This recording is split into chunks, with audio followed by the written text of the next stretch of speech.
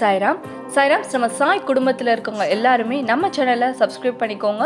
பக்கத்தில் இருக்க notification bell ஐக்கானையும் கிளிக் பண்ணிக்கோங்க. நம்ம டெய்லி அப்டேட் பண்ணுற வீடியோஸ் நீங்கள் மிஸ் பண்ணாமல் பார்க்க முடியும். ஜெய் சாய்ராம். என் அன்பு குழந்தையே, இன்று முதல் நீ எடுத்து வைக்கும் ஒவ்வொரு அடியும் உன் முயற்சியின் வெற்றி படிகளாக மாறும்.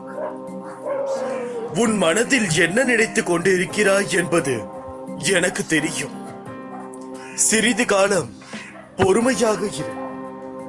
நான் நல்ல விதமாக அதை நடத்தி தருவேன். உன் வீட்டை நான் பாதுகாத்து நிற்கையில் நீ எதற்கும் அஞ்ச வேண்டாம். இன்று கிடைக்காவிட்டால் நாளை கிடைக்கும் என்று எதிர்பார்த்து இரு. நாளையும் கிடைக்காவிட்டால் மறுநாள் கிடைக்கும் என்று எதிர்பார். உனது எதிர்பார்ப்பை தாண்டிலும் கிடைக்காத போது ஒரு நாள் கிடைக்கும் என்று இரு. நிச்சயம் கிடைக்கும். சோதனைகள் என்னை தீண்டும் ஒவ்வொரு முறையும் எனக்கு நானே ஆறுதல் கூறிக்கொள்கிறேன். என்றோ ஒரு நாள் அத்தனை சோதனைகளையும் நீங்கி நிம்மதியாக வாழ்வேன் என்று உங்களுடைய வாழ்க்கையில் நீங்கள் தீட்சியடைய வேண்டும். கஷ்டம் என்று கவலை கொள்ளாதே.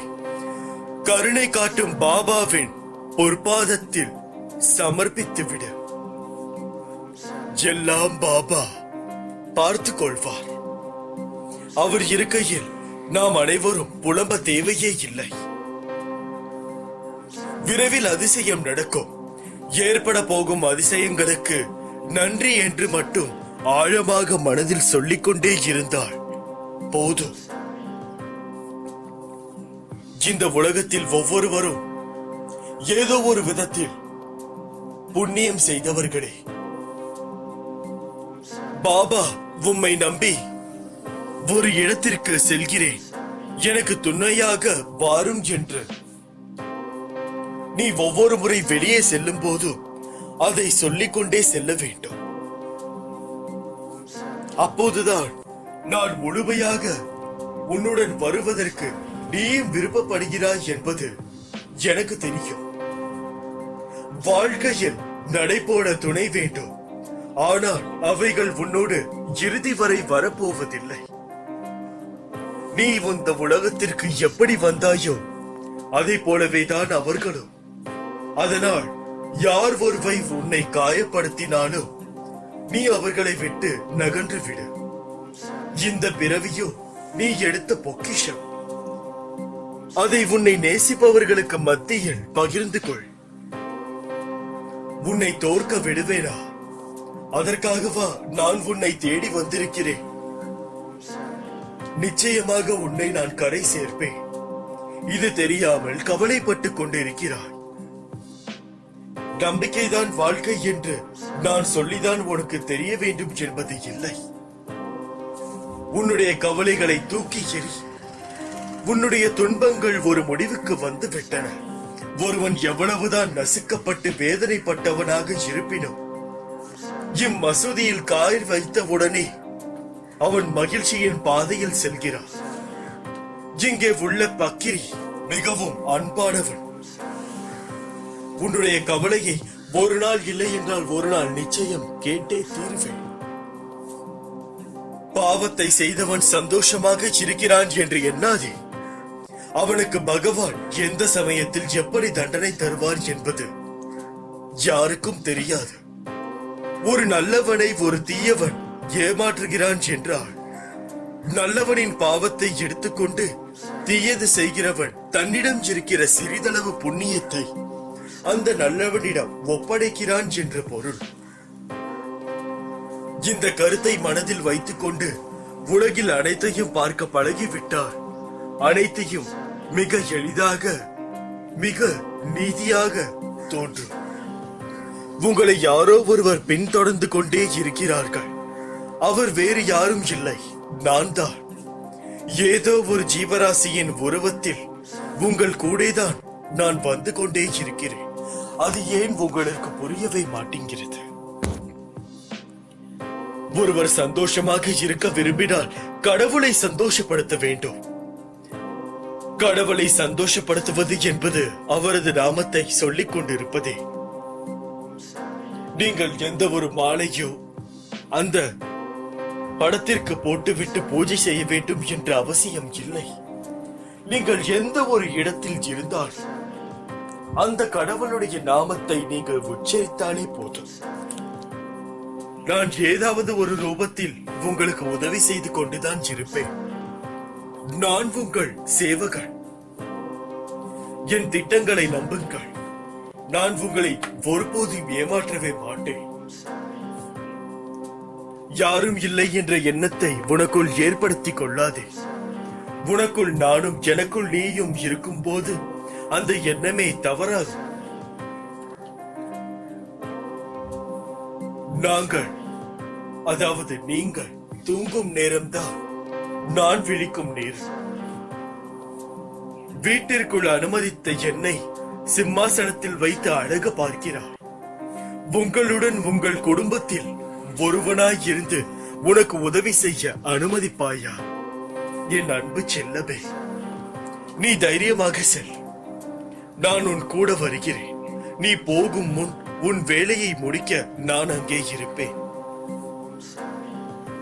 உனக்கு ஒரு விஷயத்தை சொல்கிறேன், கேள். நான் உன்னுடன் எங்கும் எப்போதும் இருக்கிறேன். உன் குழந்தையை நினைத்து கவலைப்படாதே, வருத்தப்படாதே.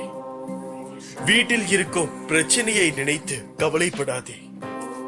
இவை அனைத்தும் ஒரு விதமான மாயை. ஒரு பெரிய பங்களாவில் வாழ்ந்தாலும் சிறிய குடிசை வீட்டில் இருந்தாலும் இந்த இரண்டு பேருக்கும் நிறைய வித்தியாசங்கள் இருக்கிறது. ஏனென்றால் சிலர் பணம் வைத்திருப்பவன் ஆணவமாக திரிகிறான். ஆனால் எதுவும் இல்லாதவன் சோத்துக்கு திண்டாடுகிறான். பசியோடு இருப்பவனுக்கு செய்யும் உதவி உங்கள் பணம்தான். ஆகையால் இவர்கள் இரண்டு பேருக்கும் ஏகப்பட்ட வித்தியாசங்கள் உள்ளது.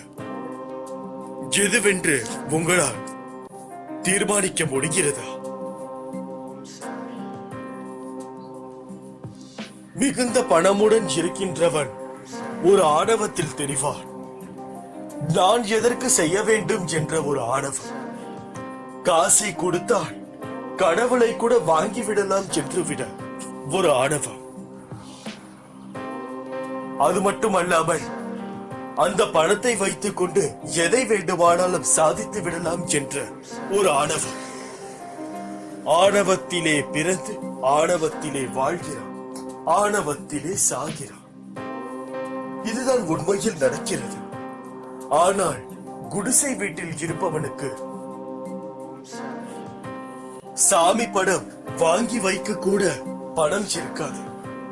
ஆனால் அவன் தினமும் கோயிலுக்கு செல்வான். செல்ல முடியாவிட்டாலும் கடவுளை மன நிம்மதியாக பூஜிப்பான். என்னதான் பெரிய பங்களாவில் படத்தை வைத்து தினமும் முழமுழமாக பூவை போட்டு விட்டாலும் கடவுள் அங்கே அமர்வதில்லை. எவன் ஒருவன் மனமாற உருகி அந்த கடவுளையே நினைத்துக் கொண்டு தன்னுடைய வாழ்க்கையை நடத்துகிறானோ அவனுக்கு மட்டும்தான் அந்த இடத்தில் தான் கடவுள் குடியிருக்கிறார். ஏழையின் சிரிப்பில் கடவுள் சிரிக்கிறார் என்பது பொருள். உங்களால் எத்தனை பேருக்கு முடியுமோ அத்தனை பேருக்கு உதவி செய்யுங்கள். உதவி செய்ய சிறிதளவும் யோசிக்காதீர்கள். யோசித்து செய்யும் உதவி உதவியே இல்லை என்பது பொருள். ஆகையால் யோசிக்க அவசியம் இல்லை. எது உண்மையோ எது சரியோ உதவி என்று வந்துவிட்டால் எப்பேற்பட்ட உதவியாக இருந்தாலும் அதை கண்ணை மூடிவிட்டு செய்து விடுங்கள். நீங்கள் ஒருவருக்கு தெரியாமல் செய்த உதவி, அதாவது தெரிந்து செய்த உதவி, நாளை உங்களுக்கே தெரியாமல் ஒருவர் செய்வார். அதுதான் இந்த உலகத்தின் நியதி.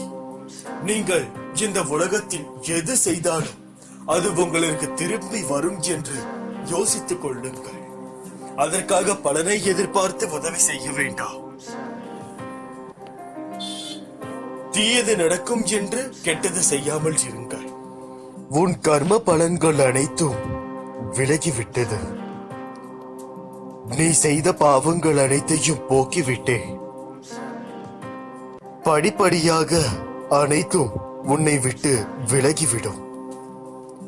நீ விரும்பிய வாழ்க்கையை வாழப் போகிறாய். அனைவரும் வியக்கும் வகையில் உயர்ந்த நிலைக்கு வரப்போகிறாய். உன்னை நான் கைவிடவே மாட்டேன், எப்பொழுதும்.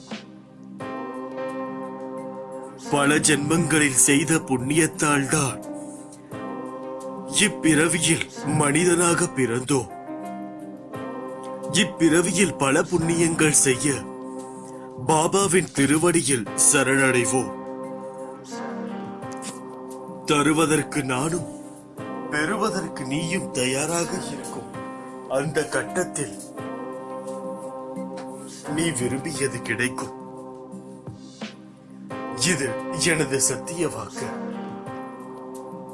இந்த சாயின் மார்க்கத்தில் நுழைந்தவர்கள் யாருமே வெறும் கையுடனும் மனக்குறையுடனும் இதுவரை சென்றதில்லை, இனிமேலும் செல்ல போவதில்லை. நான் நடத்தும் காலம் வந்துவிட்டது. நீ விரும்பியதெல்லாம் கிடைக்கப் போகிறது. ஏனென்றால் பொருத்தி இருந்த காலங்கள் போதும் என்று முடிவு செய்துவிட்டேன்.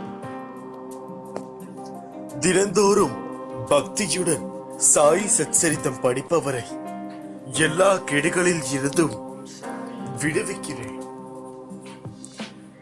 எங்கு சச்சரிதம் படிக்கப்படுகிறதோ அங்கு இருந்து கேட்டுக்கொண்டே இருப்பேன் நான்.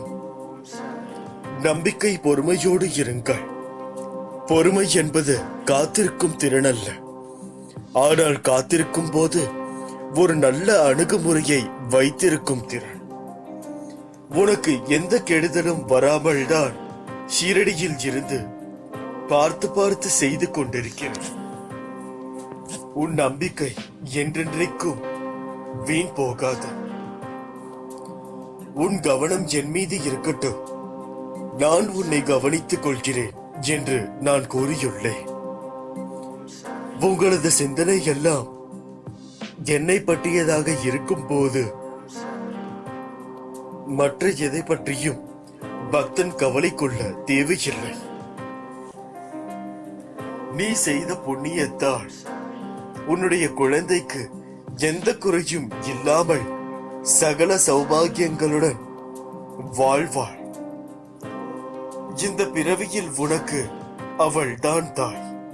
நீ உன் குழந்தைக்கு இதுவரை செய்ததை விட உன் குழந்தை உனக்கு செய்வதை பார்த்து நீ வியக்க போகிறாய். உனக்காக படைக்கப்பட்டது உன்னையே வந்து சேரும்.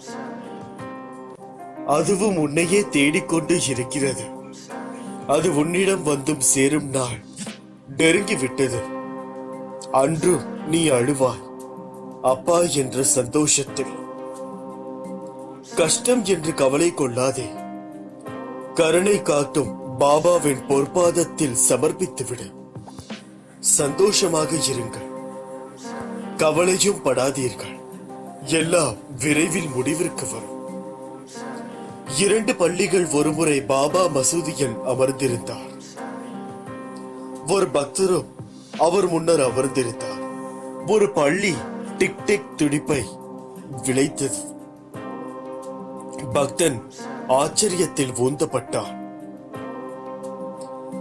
தீய சகுனமான என்று பாபாவிடம் கேட்டார். அதற்கு பாபா, அவுரங்காபாத்தில் இருந்து அந்த பள்ளியின் சகோதரி வைத்துக் கொண்டிருக்கிறார் என்றார். சிறிது நேரத்தில் அவுரங்காபாத்தில் இருந்து ஒரு குதிரை ஒரு பெருந்தகை பாபாவை பார்க்க வந்தார். அவரது குதிரை பசியாகி இருந்ததால் குதிரைக்கு கொள்ளு கொடுக்க தன் தோளில் இருந்து ஒரு பையை எடுத்தார்.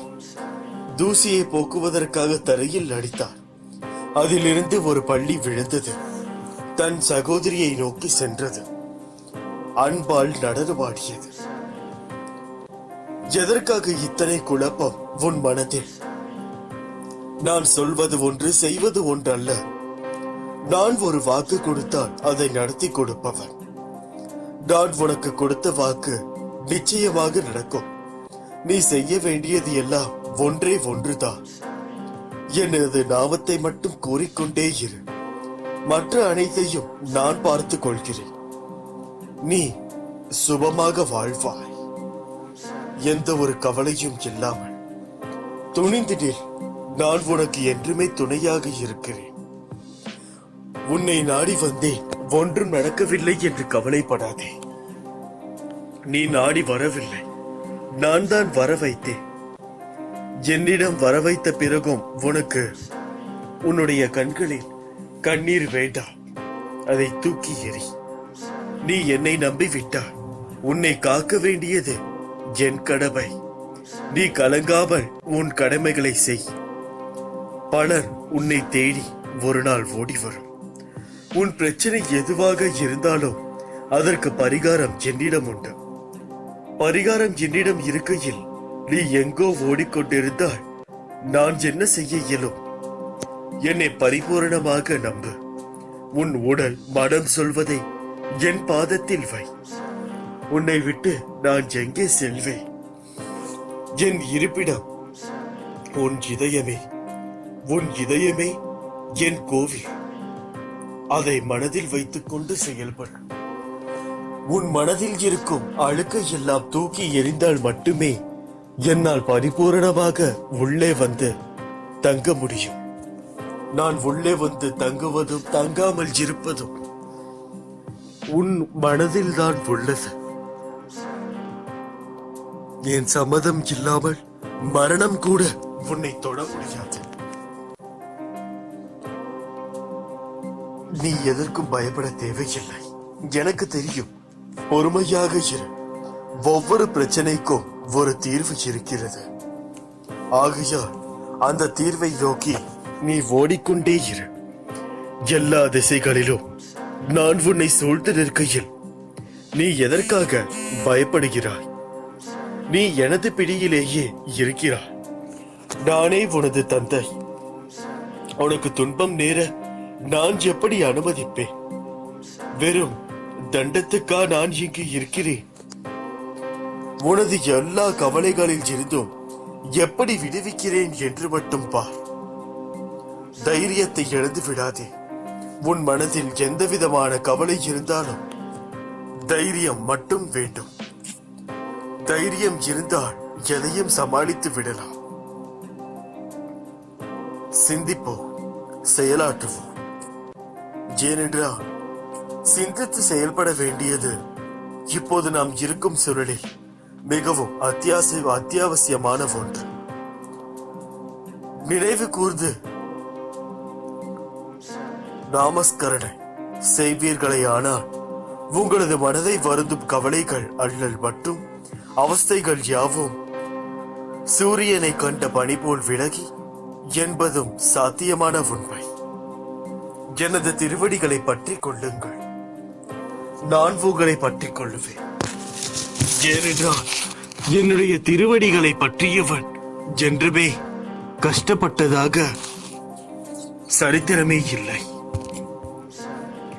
எவன் ஒருவன் என்னையே நாடி எனக்காகவே வாழ்கிறானோ அவனை நான் முழுவதுமாக எடுத்துக் கொள்கிறேன்.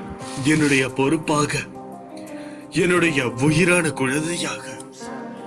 அவன் எந்த அளவுக்கு என்னை நினைக்கிறானோ அதைவிட 10 மடங்கு நான் அவனை நினைப்பேன்.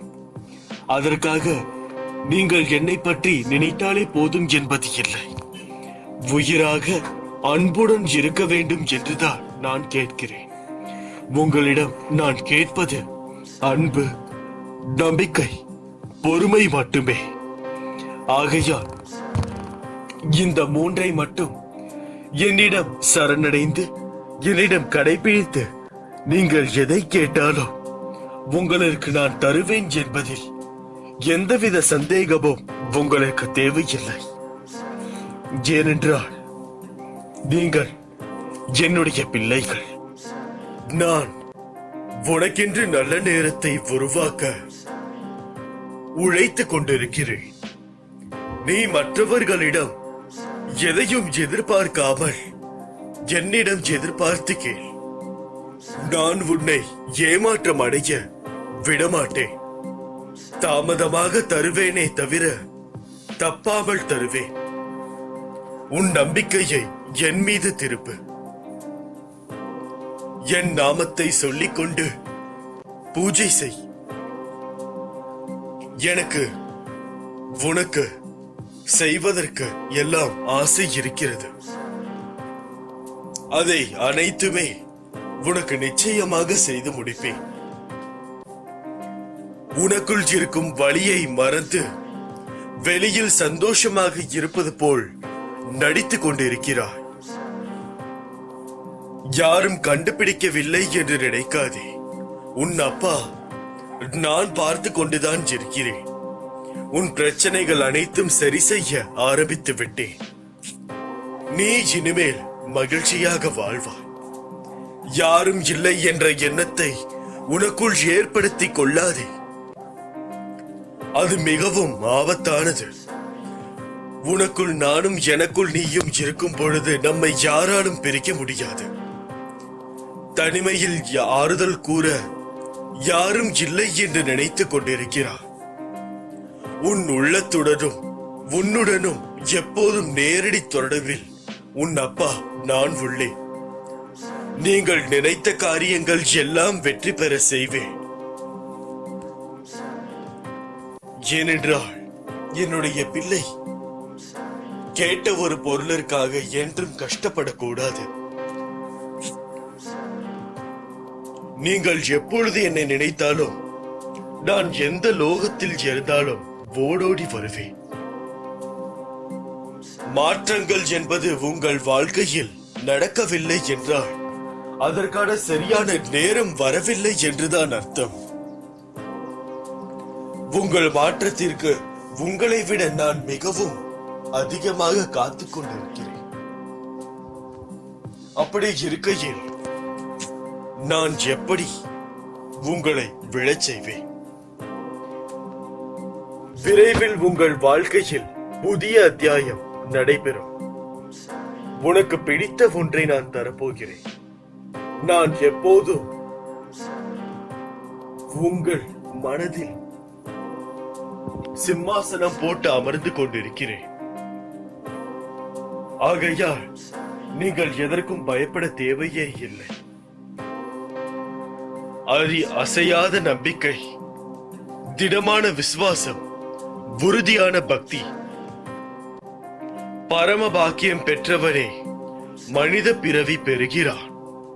ஆனால் இறைவன் அருள் ஒன்றே அவனை சாயின் பாதங்களுக்கு கொண்டு வருகிறது. சாயினுடைய லீலைகள் தர்க்க சிந்தனையால் புரிந்து கொள்ள முடியாதவை. அவற்றை பற்றிய பரிபூரணமான ஞானத்தை அடையவே முடியாது. சாய் லீலைகளின் ஒரு பகுதியாவது அறிந்து கொள்ள முடிந்த மனிதர் மகள் சாபதி.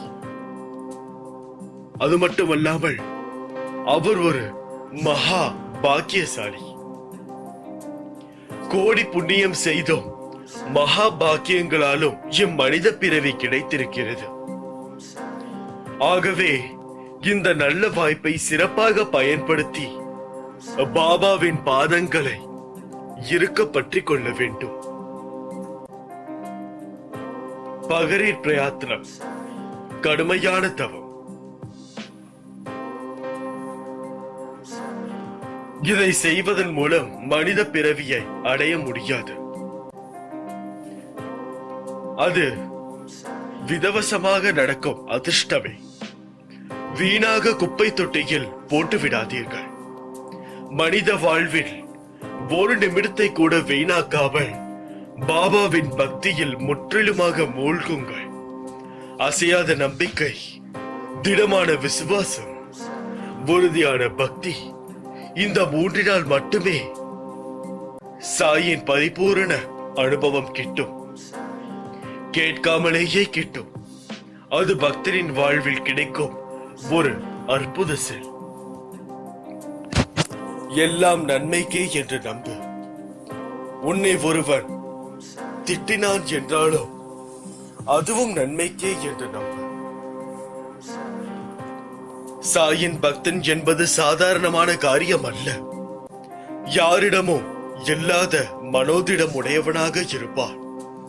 என்னை குருவாக அடைந்த எவனும் அவ்வளவு சாதாரணமாக எதற்கும் கலங்க மாட்டான். தலை போகிற விஷயமாக இருந்தாலும் பொறுமையுடனும் நம்பிக்கையுடனும் இருப்பான். மற்றவர்களுடன் உன்னை ஒருபோதும் ஒப்பிடாதே. உன்னுடைய கர்மா வேறு, அவர்களுடைய இது வேறு. இப்போது உனக்கு இருக்கும் கஷ்டம் நிலையானது இல்லை. என் மீது நீ நம்பிக்கையை ஒன்று வைத்தாலே போதும். துன்பம் வந்தா போதும் கூட என் மீது நம்பிக்கை குறைவுபடாமல் இருந்தால் அவர்களுக்கு என் உதவி கண்டிப்பாக கிடைக்கும். ஏனென்றால் அவர் என்னை நம்புகிறார்கள். நான் உங்களுக்கு சொல்லி இருக்கின்ற அனைத்து நல்ல வார்த்தைகளும் நிச்சயமாக நிறைவேறும்.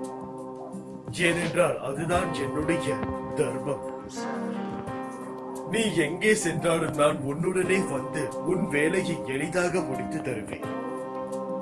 நீங்கள் எங்களிடம் அன்பு காட்டும் அன்பிற்கு நாங்கள் என்ன புண்ணியம் செய்தோம் என்று தெரியவில்லை என்று கூறுகிறார். என்னுடைய அன்பு, உன்னுடைய அன்பு மிகவும் பெரியதானது. அதிகாலை எழுந்தது முதல் இரவு உறங்கும் வரையிலும் உன் நினைவுகள் மட்டுமே நான் யோசித்துக் கொண்டிருக்கிறேன். எதையும் தாங்கிப்பார், வாழ்ந்து விடலாம். இந்த சாய் உன் முன்னாலும் பின்னாலும் உடனே வருகிறான் என்பதை நினைவில் கொண்டு என் பெயரை உச்சரித்து வா. அனைத்தும் சுபமாக முடியும். வாழ்வில் சில நிகழ்வுகள் நீ விருப்பப்பட்டு நடக்காமல் இருக்கலாம். ஆனால் என்றும் உனக்கான நல்லது எதுவோ அது நிச்சயமாக நடக்கும். உன் விருப்பம் இல்லாமல் உன்னிடம் ஒரு நிகழ்வு வருகின்றது என்றால் உன் சாய் தேவா உன் அருகில் உனக்கான நல்லதை எடுத்து தருகிறார் என்ற நம்பிக்கை கொள். நீ விரும்பியதை மட்டும்தான் உன் கண்கள் பார்க்கும். உனக்கான நல்லதை பார்க்க மறந்து விடுவார். அதை உன் கண்கள் பார்க்கும் வண்ணம் நான் செய்வேன். உன்னை படைத்தவன் நான் என்று நீ உணரும் போது உனக்கானதையும் சேர்த்துதானே படைத்திருப்பேன். எல்லாம் தக்க நேரத்தில் வந்து அமையும். அவற்றுடன் என் சீரான ஆசீர்வாதங்களும் உன்னை வந்து சேரும். சுபிக்ஷமாய் சந்தோஷமான நிம்மதியான வாழ்வு வாழ்வாய். காத்திரு, நல்லது நடக்கும். என்னுடைய ஆலயத்தில் இருந்து உனக்கு தேவையான தரிசனங்கள் நீ வந்தாலும் வராவிட்டாலும் என்னை ஒருமுறை மனதார நினைத்தாலே போதும். நிச்சயமாக உனக்கு அது கிடைக்கும். வெற்றி என்றும் கனியை சுவைக்க தயாராக இரு. ஏனென்றால் வாழ்க்கை என்பது ஒரு நாணயம் போல. இன்பம் ஒரு பக்கத்திலும் துன்பம் ஒரு பக்கத்திலும் இருக்கும். ஒரு நேரத்தில் ஒரு பக்கம்தான் கண்ணுக்கு தெரியும். மறந்து விடாதீர்கள், மறுபக்கமும் அதன் வாய்ப்பிற்காக காத்திருக்கும். உன் நன்மைக்காகவே நான் இந்த உலகிற்கு வந்திருக்கிறேன். நீ விரும்புவதை நான் நடத்தவில்லை என்று எண்ணுகிறாய். அதைவிட உனக்கு எது நல்லதோ அதையே உனக்கு செய்து கொண்டிருக்கிறேன் என்பதை புரிந்து கொள். புரிந்து கொள்ள கொஞ்சம் முயற்சி செய். உன் வாழ்க்கையில் என்ன நடக்கிறது என்று முதலில் யோசி. பிறகு பார்த்துக் கொள்ளலாம் இந்த கஷ்டங்கள் அனைத்தையும்.